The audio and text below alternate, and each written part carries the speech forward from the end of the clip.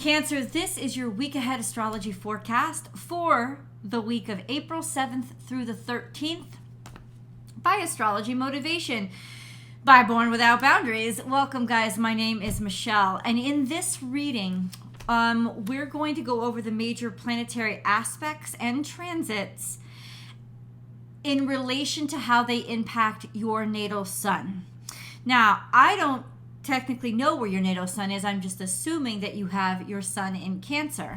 But where in Cancer is it located? You can find the exact degree in your natal chart.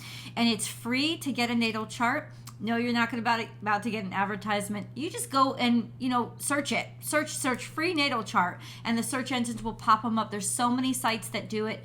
You'll need your birthday, your birth time, and your birthplace. And so if you put all of that information in, and all that information is on your birth certificate, it'll spit out your full natal chart, and you'll see which degree your sun sits on in the zodiac sign of Cancer. So if it sits somewhere between 0 and 9 degrees, you are Cancer 1s. If it sits somewhere between 10 and 19 degrees, you are Cancer 2s. And if it sits somewhere between 19 and 29 degrees, you are Cancer 3s. There are 3 decans, or groups of 10 degrees within Cancer, which has a total of 30 degrees. Every zodiac sign does, because there are 12 zodiac signs on a 360-degree wheel. That's just basically how it works. And what I'm going to do is start really broad with the major planetary aspects and transits that are going to impact everybody this week, and then the major planetary aspects as to how they impact Cancerians. And then I'm going to be very specific and dig down into how they will impact your natal sun. So let's start off with let's start off with what's already happened. I think maybe I discussed this with you guys last week. Mercury transited from Aries into Taurus, and that happened on Monday, April 3rd. We also experienced a full moon in Aries, which was huge for Cancerians, and I believe we discussed that last week. If you really want to deep dive into that, go check out last week's video. This week, from April 7th to the 13th, we only have one really big transit, and that is Venus. Venus on the 11th is going to transit from where it is now in its home of Taurus into Gemini. Now, Venus behaves very differently in Gemini. Venus in Gemini is not the time to get into long-term commitments if you're not in one already. That was in Taurus. Well, she's not in Taurus anymore. This is a time for playfulness and fun, to focus on learning about each other, or dating many different people, focusing on friendships and learning each other as friends. That's sort of what Venus in Gemini is best at. She doesn't love commitments. She doesn't love real emotional depth. She's more turned on by intellect and intelligent conversations, and being able to learn about somebody through reading, or reading what they've written, or by talking to them. And words matter when Venus is in Gemini. Poetry, being really articulate and eloquent with how you speak. Those are things that would really catch Venus's attention when she is in Gemini. So it's very different than Taurus, which was all about staying in one place, being very traditional and very sensual. Venus in Gemini isn't so much sensual as she is excitable and interesting. So those are some adjectives you could use when Venus. This is not like, if you're a single person, I'm just going to let you know this right now, Cancerians, this is not a great time to get a commitment, especially since we're about to go into a Mercury retrograde on the 21st of April. This is not the best time and Venus will definitely still be in Gemini at that point. This is just not a great time for committing or signing any contracts or deep dives into anything. It's a time for exploration. It's a time for learning, taking down information, and pondering it. That's what it's a time for. And that doesn't just come with romantic or who you're attracted to. It comes with finances. This is definitely the time to see what you can do and lay all the facts on the table and learn. not sign any contracts. In fact, I would not recommend that until end of May. Just to let you guys know. Not because of Venus, but because of that Mercury retrograde. No other big transits, you guys, that are impacting everybody. What is the moon doing? Let's track that, because then that is specific to Cancerians. Remember, guys, as Cancerians, you should always have a moon calendar. Always. You should know where that moon is, because it does impact you, and it impacts you all the time. And because the moon changes zodiac signs every 2.5, almost like 2.5 days, it's kind of a whirlwind. But if you understand the moon, you will better understand yourselves. And that's why you should have a moon calendar, or a calendar that is maybe not specifically a moon calendar, but will give you the information of where the moon is, which phase it's in, which zodiac sign it's in. We're pretty good at keeping track of where the new moons are and where the full moons are, but wherever the moon is going to impact you guys. So keep track of it. Also, not a sales pitch. Just go out and get any moon calendar. It's just good for you. So today, Friday the 7th, the moon is going to be conjunct the south node and opposite the north node in Mercury. Getting really moody and touchy with what people say, especially when it's taking you out of your comfort zone, and it kind of strikes you in the wrong way or hits you in the wrong way.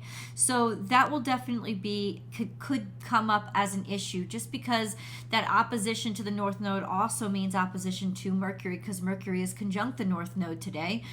And ultimately, there's just this, like, thinking of the future may overwhelm you today, or thinking of all you have to do to get to somewhere you want to go or to achieve a goal. It may be a bit overwhelming for you today. Just an FYI, all of you guys. On the 9th, which is Sunday, the moon is going to be in Sagittarius. It will sextile Pluto and be opposite Venus. So what does that mean? Well, we're not able to really, it's almost like we take things to too many extremes, you know, and it's just a sense of too much intensity too fast. It may kind of take you by surprise, especially things with regards to your relationships. Really digging down and digging in and getting deep and hashing out the emotional drudgery. This is an opportunity to do it, but it's not going to be necessarily easy. Once again, that is Sunday.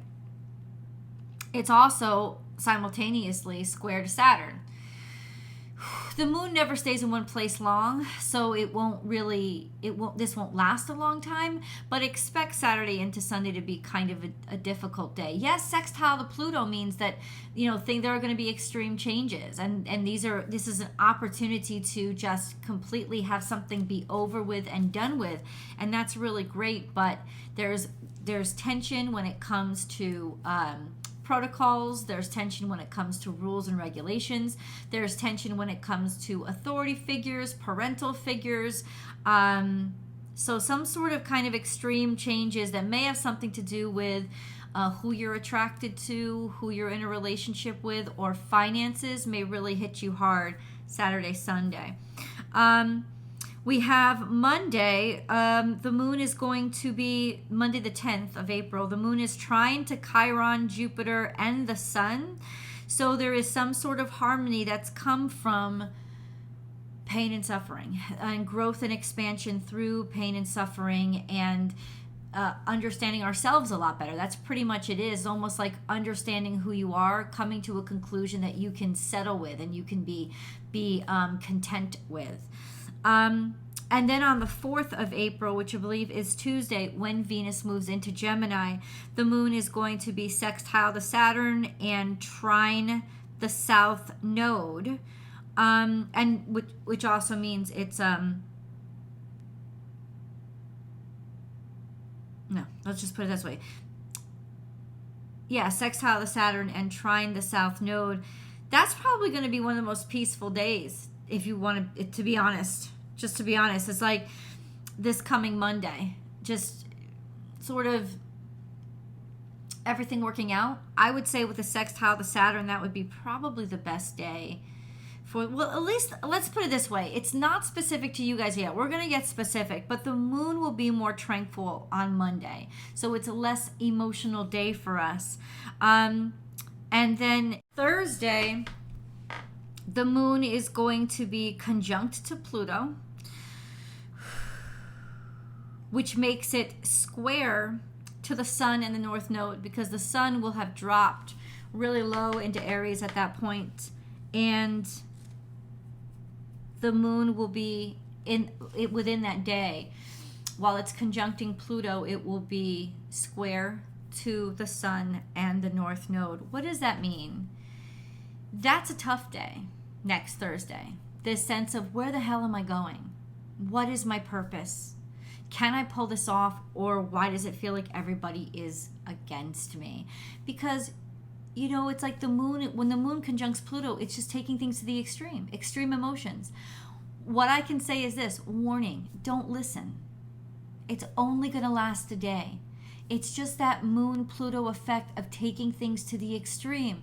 Don't let your mood change your mind on that day. I cannot stress that enough to you guys. Let's get into the decans. We're going to start with decan 1, which overwhelmingly is June Cancerians. Pretty much if your birthday is June, you're a Cancerian born in June, you're the first decan. Your natal suns are conjunct to Mars right now. Mars will transit or travel between 6 and 9 degrees Cancer this week. And that means all week long, it's going to be conjunct your sun. Mars conjunct the sun can be very tough energy because it just is too much energy all at once. It must be tempered. This is grounding yourself with breath, or actually stepping in dirt, allowing yourself to be physical activity, but not try things or take things to the extreme. This is not a good time to try new physical activity. Just make sure you're getting into your body to relieve some of that energy, but do it safely. Things that you know and understand and are good at. This is not a good time to push yourself, because you will take it to the extreme. Your natal suns are going to be also sextile to the north node at this time. You're future focused. You're sextile to Mercury as well. And Mercury and the north node are conjunct. So there's a sense of, or at least your natal sun is sextile to Mercury until Tuesday the 11th, when it transits into the third decan of, when it transits out of the first decan of Taurus and into the second. So most of this week, you guys are going to be sextile to the north node and sextile to Mercury. You're future focused. You're trying to figure things out for the future. And because your natal sun is conjunct Mars, that could make you even more antsy to prove yourself or push yourself forward. So watch yourself. Watch yourself and count to 10 before you decide anything, say anything, or take action on anything. You really need to temper yourself. You will do well when speaking with people, though, presenting yourself to people or writing things to people, because with Mercury sextile, there's great opportunities through those conduits. Your natal suns are also trine to Saturn. This is a long-term transit, because that Saturn is going to be trine to your natal suns for pretty much the next year. What does that mean? It means being in harmony with growing up, being in harmony with adult figures, finding a way to harmonize yourself and your expectations, things that are expected of you, to commit yourself to long-term practices, activities, or long-term commitments. It's actually a really advantageous transit for work or for your career especially. But you're also, those of you who are born at the very beginning of Cancer season, so Cancer Gemini cusps, you guys, I would say June 22nd, 23rd, 24th, your natal suns are square to Neptune. And I haven't mentioned this because technically maybe they were last week, but Neptune has moved another degree in Pisces. It's gotten even closer to the wall, between Pisces and Aries, which puts it closer to more of you. So I'm going to just talk about it now. It is a long-term transit, but when your natal sun is square to Neptune, there can be a lot of easy distractions or dreaminess. There could also be a lot of discombobulation with faith and what you believe in. Maybe challenging your dreams, challenging what you thought was real, and really having reality kind of be a challenge constantly. There are just things that could happen to you that you don't expect, that you never knew. Opportunities to learn about yourself, absolutely. So there's just this sense of, when it comes to who you are versus who you dreamed you are, you're going to start to see reality and dreams clashing for quite some time. The best way to deal with this is to accept what you have and what you're given, and to be grateful for it and use it as a resource. Start where you are. Don't get lost with how you dreamed things would be and wait for those things to come true. Be grateful for what you have in front of you and use those resources to take steps toward your aspirations. But first, before you dream, take an inventory of where you are. That's the best way to deal with that energy. Cancer 2s. So those of you pretty much born in the first week and a half of July, you guys have it the roughest, and there's a lot of transits going on within your decan this week. So just bear with me. Cancer 2s this week and for a while, your natal suns have been sextile to Uranus. So there's a lot of surprises and curveballs that are coming up that actually are sent to you to work for your advantage. Also a sense of not wanting to be the same, wanting to change, getting out of a rut. When your natal sun is sextile to Uranus, it's a great time to get out of your rut. If you're stuck in something because something has become too routine, you're going to find yourself getting antsy and agitated and want to try things outside of what you normally do. It's a great time to see what other opportunities are out there for you. And it's a long-term transit, so it's not just going to go away. It's going to be there for a year, or at least a year.